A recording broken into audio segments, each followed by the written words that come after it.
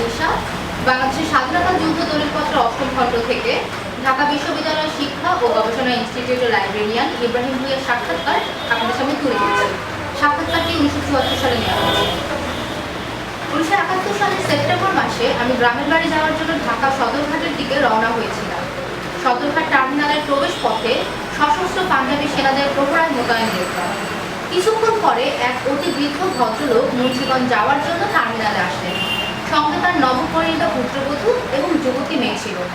পাঞ্জাবি সেনারা আমাদের সবাইকে তল্লাশি করতে বলল। ইয়ে দো औरत नहीं जाएगी। বৃদ্ধ নিরুপায় হয়ে কান্নাকাটি করে সামনে যাকে পায় তাকেই জড়িয়ে ধরে বলতে থাকেন, আপনারা আমার মেয়ে ও পুত্রবধূকে বাঁচান।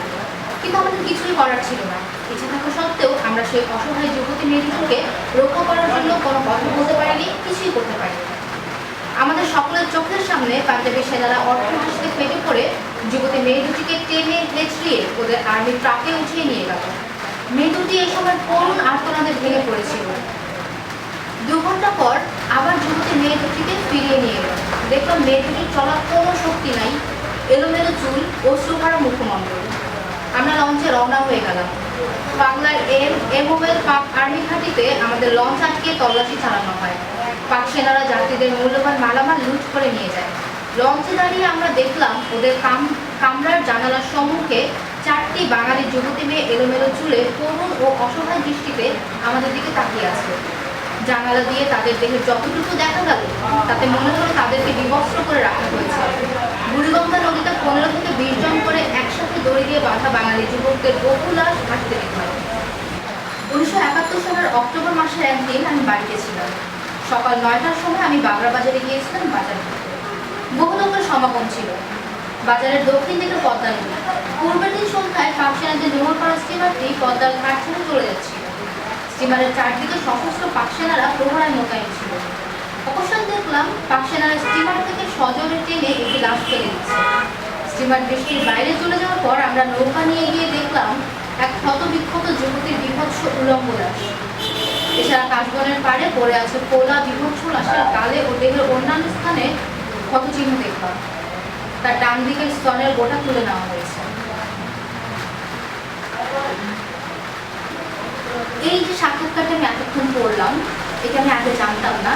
এটি আমি জেনেছি এই বই থেকে।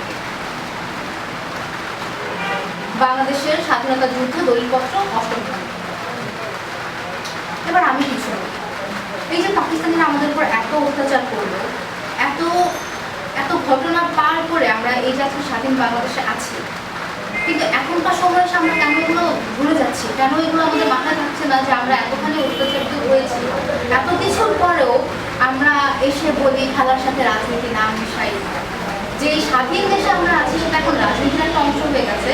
অ্যান্ড স্টেডিয়ামে যে আমরা পাকিস্তান সমর্থন করছি, ভাই কিভাবে পারি আমরা? মানে আমরা কি ভুলে গিয়েছি আমাদের ইতিহাসটা কি?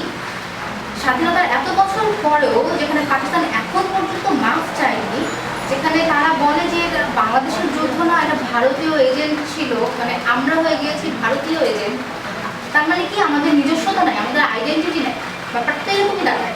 সেই পাকিস্তানিদেরকে আমরা এখনো কিভাবে সাপোর্ট করি?